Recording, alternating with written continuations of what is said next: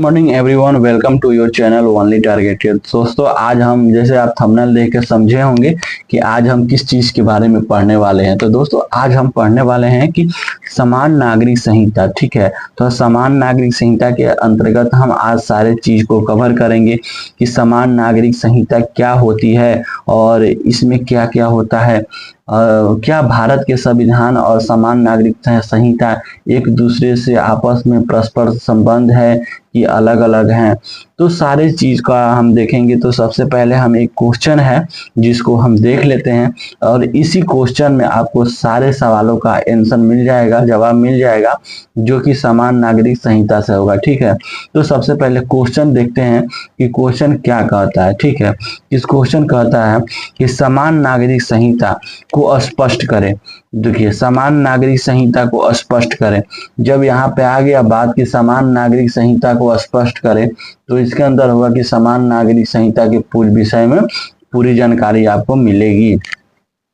समान नागरिक संहिता को स्पष्ट करें और उन संभावित कारणों पर चर्चा कीजिए जो भारत को अपने नागरिकों के लिए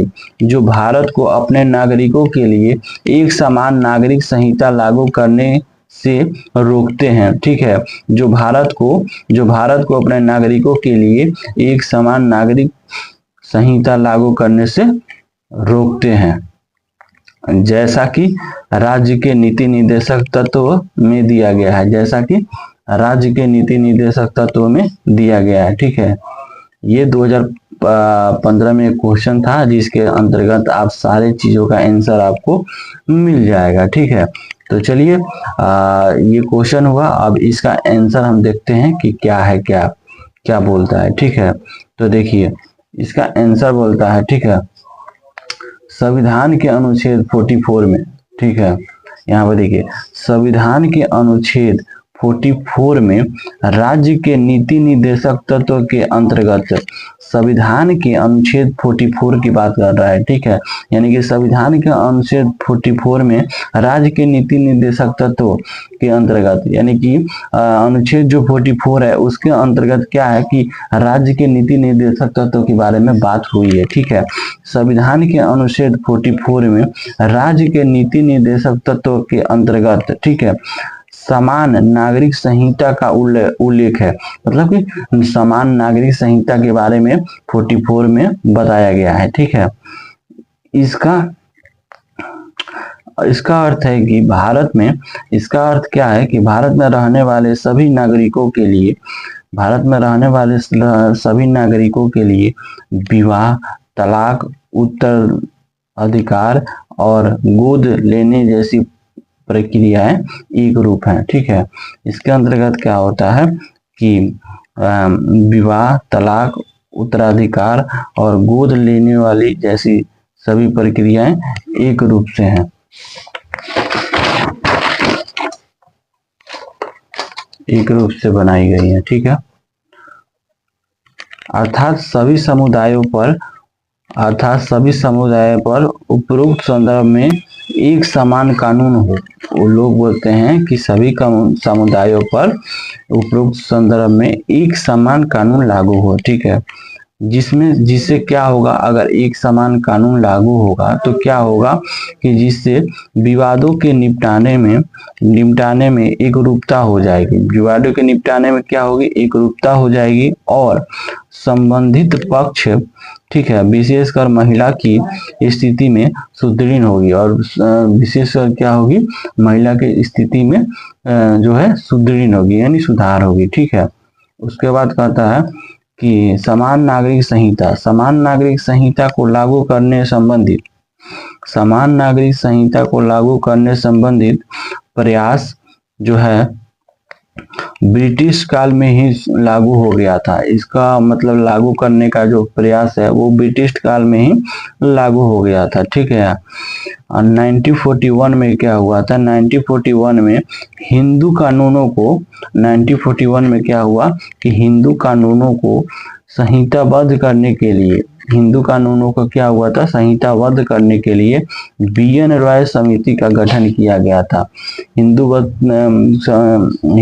जो है वो करने के लिए BN राय समिति का क्या किया गया था, गठन किया गया था। ठीक है, और क्या किया गया था, और इस समिति के सिफारिश के आधार पर, किस समिति के सिफारिश के आधार पर, BN राय समिति के सिफारिश। ठीक है, और इस समिति के आधार पर, और इस समिति के सिफारिश के आधार पर 1956 में क्या किया गया, संसद ने हिंदू विवाह और उत्तराधिकार अधिनियम पारित किया था। इस समिति के सिफारिश पर क्या किया था, संसद ने हिंदू विवाह और उत्तराधिकार अधिनियम को पारित किया था। ठीक है, और तब से यह मांग भी उठने लगी, थी कि अन्य समुदायों के लिए भी इस प्रकार के अधिनियम पारित किए जाए, और तब से यह मांग उठने लगी कि अन्य समुदायों के लिए भी क्या किया जाए, इस प्रकार के अधिनियम को है पारित किया जाए। यानी कि जिस तरह की अधिनियम हिंदू के लिए बनाया गया है, अन्य समुदायों के लिए भी इसी प्रकार की अधिनियम को बनाया जाए। ठीक है, जिससे एक और कानून को सरलीकरण होगा, जिससे क्या होगा कि एक और कानून को सरलीकरण होगा, और दूसरी ओर समाज की संवेदनशीलता, महिलाओं के हितों की सुरक्षा मिलेगी। ठीक है, और दूसरी ओर क्या होगा कि संवेदनशीलता जो है, महिला के हितों को सुरक्षा मिलेगी। ठीक है, जबकि सभी नागरिकों पर एक समान कानून लागू होंगे, जबकि सभी नागरिकों को जब सभी नागरिकों पर एक समान कानून लागू होंगे, तो एक राष्ट्रवादी भावना का प्रसार भी होगा। तो एक राष्ट्रवादी भावना का क्या होगा, प्रसार भी होगा। ठीक है, समान नागरिक संहिता को लागू करने के संदर्भ में विभिन्न प्रकार के कारक हैं। समान नागरिक संहिता को लागू करने के संदर्भ में क्या है, विभिन्न प्रकार के कारक हैं जो सरकार के लिए बाधक बने हुए हैं, जो सरकार के लिए क्या है, बाधक बने हुए हैं। यानी कि कोई ऐसा कारक है जो इसको लागू करने से रोकता है, तो कौन सा है कारक। ठीक है, वो चीज को हमको देखना है। संविधान के अनुच्छेद 25 से 28 में, संविधान के अनुच्छेद 25 से 28 में जहां धार्मिक स्वतंत्रता के अधिनियम दिए हुए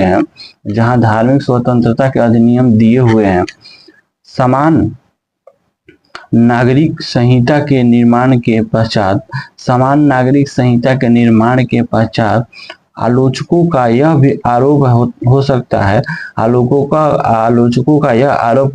है कि उनका धार्मिक स्वतंत्रता का मौलिक अधिकार खंडित हो गया है। ठीक है, उनका जो है, आलोचकों का उनका मानना है कि उनका धार्मिक स्वतंत्रता का मौलिक अधिकार खंडित हो गया है। ठीक है, धार्मिक जो स्वतंत्रता है उनका, वो जो मिला हुआ धार्मिक स्वतंत्रता, उस पे जो मौलिक अधिकार है उनको मिला हुआ है, वो खंडित हो गया है। कुछ आलोचक इसे बहुसंख्यकवाद के नाम से भी संबोधित करते हैं। ठीक है, जिनका आरोप है कि सामाजिक सुधार की आड़ में यह अल्पसंख्यकों के हितों को दबाने की बात करते हैं। सामाजिक सुरक्षा के आड़ में यह अल्पसंख्यकों के हितों को दबाने की बात करते हैं, यानी कि अल्पसंख्यक यानी कि जिनकी समूह में कम हो। ठीक है, उनकी हितों को दबाने की बात करते हैं। ठीक है, दबाने की बात करते हैं, चाहे कि साजिश है। ठीक है, उसके बाद कहता है कि इससे सांप्रदायिक राजनीति को भी क्या होगा, बढ़ावा मिल सकता है। इससे सांप्रदायिक राजनीति को भी बढ़ावा मिल सकता है। किससे, जब धार्मिक पर आप क्या करते हैं कि जब धार्मिक के मौलिक अधिकारों पे आप अगर ये रोक लगाते हैं, तो इससे क्या होता है, राजनीति को भी बढ़ावा मिल सकता है। ठीक है, इससे क्या होता है कि सांप्रदायिक राजनीति को भी बढ़ावा मिल सकता है। ठीक है, और क्या हो सकता है, और अल्पसंख्यकों की भावना की भड़काया जा सकता है। और क्या होता है, अल्पसंख्यकों की भावना को क्या होता है कि भड़काया जा सकता है। ठीक है, यदि उन संविधान स्थिति को देखे तो जनजातीय क्षेत्र में हमने परंपरागत रीति रिवाजों को मान्यता दी रखी है। यानी कि अगर हम देखें, ठीक है, उन संवैधानिक स्थिति को देखें तो जनजातीय क्षेत्र में हमने क्या कहा कि परंपरागत रूप से रीति रिवाजों को मान्यता दी रखी है। ठीक है, एक समान कानून लाने की स्थिति में, एक समान कानून लाने की स्थिति में जनजातीय के हितों पर भी प्रभाव पड़ सकता है। एक समान कानून लाने की स्थिति में जनजातीय के हितों पर भी प्रभाव पड़ सकता है। यानी कहने का मतलब है कि अगर एक समान अगर कानून ला देते हैं तो जनजातीय जो वर्ग हैं, जो कि पिछड़े हुए हैं, उनके जो है उन पे, जो पिछड़े वर्ग हैं उन पे क्या है कि प्रभाव पड़ सकता है अगर एक समान कानून अगर हम ला देते हैं। जैसे कि अगर मान लीजिए हम सबको छूट दे दें, जिसको छूट की जरूरत है उसको भी, और जिसकी छूट को जरूरत नहीं है उसको भी, अगर सबको छूट दे दे तो जो पिछड़े वर्ग हैं वो काफी और पिछड़े होते हुए चले जाएंगे, और जो उत्तीर्ण वर्ग हैं, जो काबिल वर्ग हैं, वो और काबिल हो जाएंगे। इसीलिए हम क्या करेंगे, पहले अपने समाज के जो पिछड़े वर्ग हैं उनके लिए कानून बनाएंगे, उनके मौलिक अधिकारों पे देखेंगे और उनको छूट दे के आगे लाएंगे, ताकि वो क्या हो सके कि वो हमारी जो श्रेणी में आ सके और हमसे कंधा से कंधा मिला के चल सके, तब जाके हमारा देश को डेवलप हो पाएगा। ठीक है, तो ये रहा कि समान नागरिक संहिता, यानी कि समान मतलब आते हो प्रत्येक नागरिक, और संहिता, संहिता का मतलब कहीं कहीं कोड भी बोलते हैं। ठीक है, इसका मतलब हुआ कि समान नागरिक संहिता यानी कि लोगों के बारे में समान नागरिक, और संहिता यानी कि हर प्रकार से समान, मतलब नागरिक को अधिकार मिलेगा। ठीक है, तो चलिए ये था आपको समान नागरिक संहिता। तो आई होप कि आपको वीडियो समझ में आया होगा, नहीं समझ में आया हो तो कमेंट करके जरूर बताइए। चलिए फिर से मिलते हैं आपसे नेक्स्ट वीडियो में, जो कि नेक्स्ट वीडियो हम आपसे टॉपिक जो हम लोग का होगा वो हो गया संविधान संशोधन से रिलेटेड। अब नेक्स्ट टॉपिक में हम पढ़ेंगे संविधान संशोधन। तो चलिए, आई होप कि आपको वीडियो अच्छा लगा होगा तो thank you for watching the video. मिलते हैं आपसे फिर नेक्स्ट वीडियो में।